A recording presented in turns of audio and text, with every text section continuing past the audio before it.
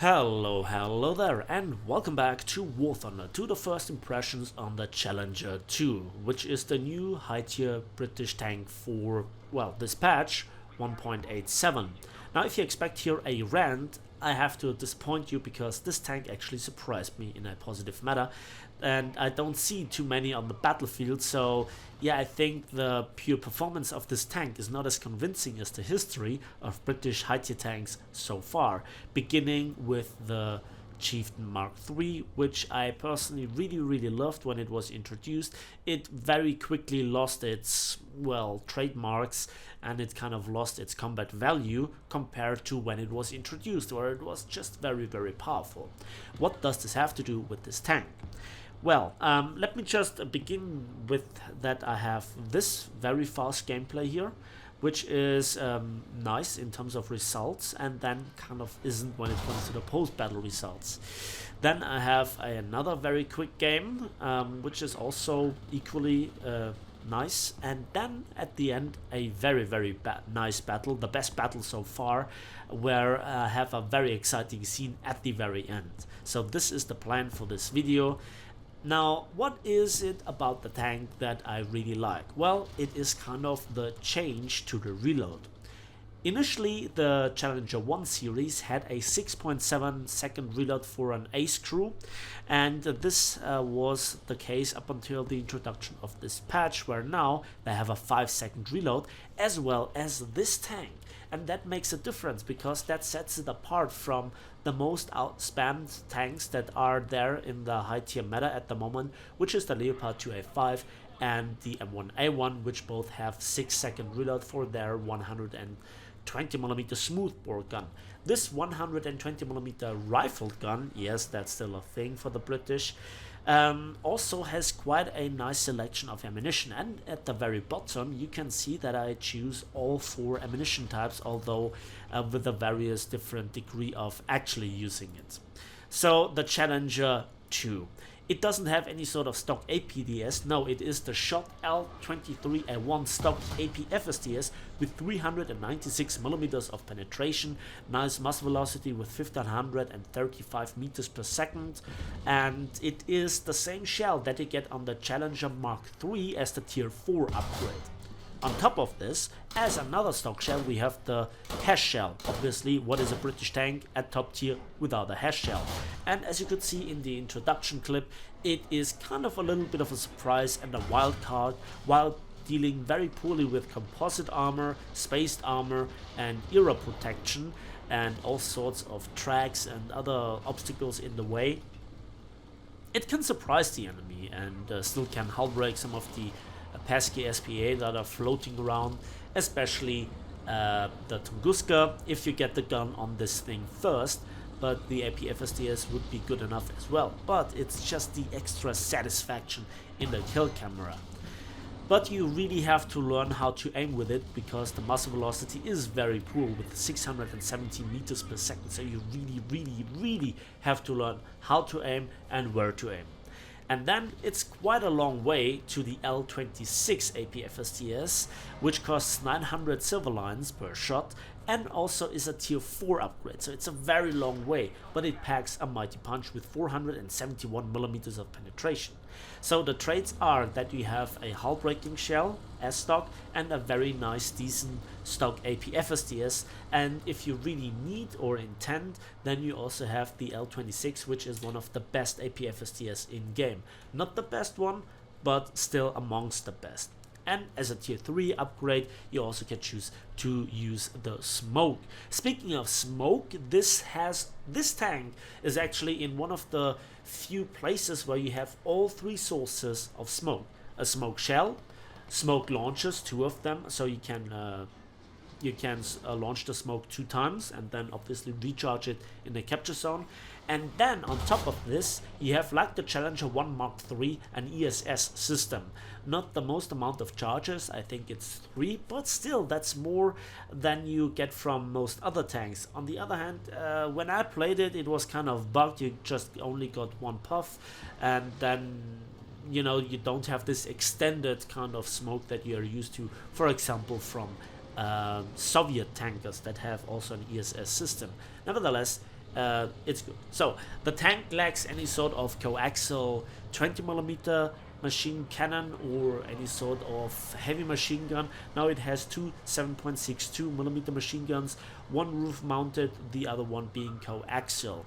The other significant high tier weakness that this tank brings with it, aside from the lower glaze giggling, the driver's hatch memes, and the gun breach laughter, is obviously, yeah, the lack of mobility compared to all other tanks that are there in the main battle tank bracket.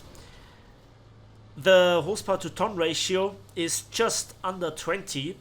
The reverse speed is nice, the neutral steering is annoyingly clumsy, so is the tank. With so many Western Allied tanks or Western tank designs, due to having neutral steering, the tank always gets forced into neutral steering, and then it has one of the lowest horsepower to ton ratios to really execute this turn. That makes it annoying. But on a straight line, it is okay, it's decent. It will not win any sort of race, but it will bring you from A to B, and that is all that I'm asking for. So the tank has advantages and disadvantages. Again, let me bring you now to the big plus point aside from the stock conditions or the stock APFSTS, and that is the 5-second reload. And I must have missed the change when the Challenger 1 Mark II and 1 Mark III were also changed from the original 6.7 to 5 seconds.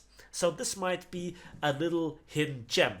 Talking here about hidden gems, 35,000 silver lines for 4 caps and 3 kills. Really, Gaijin? That's it?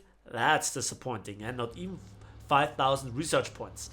Now, this quick battle will also demonstrate one factor that I think the tank brings with it, that is, thinking about bad things in a good way. The lack of mobility very often allows me to, or allows my team to keep up with me, because I'm a notorious rusher. I'm notorious in just charging in, capturing points, and just trying to get the action instantly. I'm a very impatient tanker when I just try to learn a tank's traits. I know how this tank should get played, hold down, long range, popping up, defending, blah blah blah. But a matter of fact is that's just not fitting the meta. This tank just really can't do it, because you have to capture the point, otherwise you lose the game. You have to go into close combat, because the majority of maps are just simply city maps. That was lucky. So the tank is put in a meta where it was just simply not designed for. That's not the problem of the tank's design, although it kind of is. How do you deal with it? Well, you simply don't get shot. So you have to bring an extra portion of situational awareness with you, an extra portion of teamwork, an extra portion of positioning and just reading the map. That's not easy at top tier, because frankly, the most hardcore, die-hard War Thunder fans and modern tank fans are playing here, and they are mostly, arguably, very good. I'm not saying that they are always the best players, XM1, but this is just how it is. Yes, I heard the ATGM, and so I knew I have all the time in the world to just finish off this TATB. This is why you don't use any sort of chemical energy based weaponry in a city fight with all of this stupid fences that I hate to bits. So, how do you play this tank? Well, as I said, in theory, hull down, long range, a boring campfest tank, etc.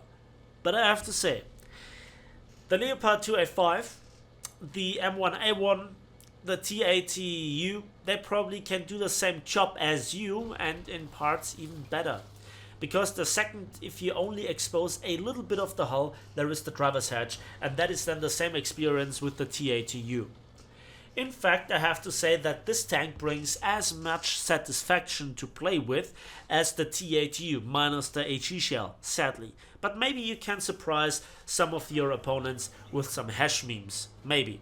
I'm not really relying on hash at this battle rating, because it's just too uncertain, sadly. I would love to use it more often. And here we can see the result of the current spam of Leopard 2A5s and T80s, together with a high ratio of M1A1s. And the current sale of XM1s also hasn't really benefited the allied teams, or, you know, the American-British team, because especially the Leopard 2A5s, they play in some sort of death squad fashion. The Leopard 2A5 is the new Abrams, that's just how it is. And the tank just doesn't have the capabilities to withstand the hordes of very good, very aggressively playing players. And some of the best players, some of the stat padders, they obviously try to jump on the hype train and then play this tank. Here I stopped briefly to make some nice screenshots, and here we go. This is now the match that I really wanted to show you with some thinking process in mind. So my plan is now to go for C. I always spawn here on this map because it's just, you know, where you have more room to maneuver. This is a little bit of a thinking game, a tactical game. You can have bad luck here, but you also can have some really nice luck, and you will see that in this battle, in this situation, it works out. And too many players are just going on the eastern side of this map and just, you know, hug the rocks and just do... They just fight again over combat distances of probably 500 meters, 300 meters around the corner. Give those players a city map, please. This is now where I want to be, in the open, where it looks open, but you still have the terrain to use, which for this tank, ironically enough, is what it was built for, and yet I'm just wasting the opportunity, but we will see that this actually will pay off. So the more that I played this tank, the more it became apparent for me personally that this tank might be just right there for, you know, if you want to play a tank with the AP FSTS meta, that this tank for me personally might be just right to control my aggression in very nice doses. So it's not fast enough to compete with the Type 90, the T80U, the M1A1, the Leopard 2A5, the MX40 in terms of raw speed, but it allows actually the team to come with me, because I know how to optimally drive a tank when it comes to the routes, shooting up things with the machine guns, etc., knowing my route. But my team very often, they spawn in late, they hesitate, they're looking around, they get rammed by teammates, so they are very often not near me, and very often they then overtake me. But this is in my favor because they get shot first, and then I can clean up the mess with my 5-second reload, with the stock APFSDS, with the stock hash, and, you know, can use other traits like the 3 sources of smoke, ESS, smoke launchers, and also smoke rounds. So yeah, the tank has a lot of tools available, and I think that's good. You just need to learn how to use them and to be in a supportive role. I know that's not that easy at top tier, but still, the tank at least has some options. And again, it just holds me back long enough and still has enough speed. Okay, what was that? Let's rewatch that. Okay, that shot was perfect. No idea why it didn't register. My ping was okay. My packet loss was 0.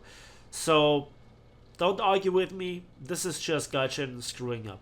The next scene is now very nice. So I overextend and then I see some movement, and there is not just this tank in the open, but a second one behind the rock. So I pop my smoke, but they just don't react as I anticipated. I blind fire here and have the luck that I get the gunner and the commander, but I reversed because I expected some blind firing, so this shot now goes nowhere. So I want to reverse to be then hulled down, to have some extra protection, to make my hitting profile very small, and I'm always angled so I can go from the left to the right to confuse the enemy here a little bit. This target is just now a kill, and watch this. So that, as it turns out, is a Type 90. So he disappears in the ditch, and there I see how he reverses up. So I range find him. It takes me just a bit too long. He fires first, but both shells meet in the air and I actually blow him up while he only gets my gunner and my turret ring. I can, you know, I can afford this loss, and I can repair the turret ring.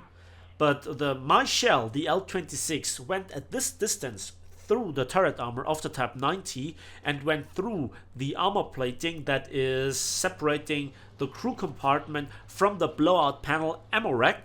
And so that kind of benefit that the Type 90 has, the blowout panel, well, it kind of was neglected, that advantage, because there was a hole in the armor plating, and that seems to be actually modeled. So yeah, nice kill right there. But you can see, even hull down, the tank is not invulnerable. It is just like any other high tier tank. Don't expect any miracles from the armor. Sometimes, yes, sometimes, if the enemy doesn't really aim properly, you can surprise the enemy and can bounce a shot or absorb a shot. Sometimes you have a nice shot with the hash round, but most of the time you just have to be the distracting factor, the support vehicle, the DPM monster, if you will. You have a strong stock AP FSTS, you have a strong upgraded AP FSTS, you have a 5-second reload, and it really depends on your crew skills. But the mobility is just not really great enough, as well as the armor. Then there is the survivability. You might notice that I take quite a lot of shells with me. That has quite a few reasons. Reason number one is, I would hate it if I would just go into a situation where I would need the ammunition but don't have it. The second reason is, I very often survive battles long enough due to the tank being slow enough to let me survive for long enough, which sounds a little bit bizarre, but in my experience, that's just how it is. And the other reason is, despite how much ammunition I could take out of the tank, a lower glaze shot or a shot through the driver's hatch would kill me anyway. In this respect, it is a bit like a Soviet tank. Not as extreme, but in many situations you die anyway. So it is about situation awareness, positioning, firing first, having the reaction time, having the right aim, etc, etc. But it's just different enough from the Leopard 2A5 and the M1A1 to be, in my personal opinion, fun. Obviously, that's a point of discussion, what you think is fun, but I expected this tank to be worse, to perform worse, and yet it surprised me in a positive manner. And this is why I cannot hate this tank. Sure, it's not the very best tank that there is. It's not on, if you compare it to the stats, you know, mobility, armor, firepower, etc., not the best tank. But don't think for a moment that this tank is bad. And as I said, the 5-second reload is something that might surprise the enemy here and there.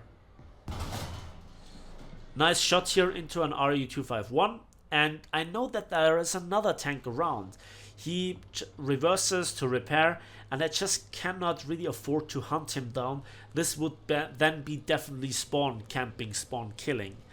Yes, I shot here into the direction of the spawn, but now I disengage. So it's just I need to use this positioning. And it is again Gaijin's fault that they positioned this... oh, that was... oh god, was that a nice shot. Ooh, yeah, this is really nice if shots like these happen. Back to the topic. So it's Gaijin's fault to put those rock circles where they put them. That was not the greatest shot. Could have aimed better. Let's drop an RT strike on him to blind him. But as it turns out, it's actually him doing us the favor. Because he blinds himself. And I knew where to aim.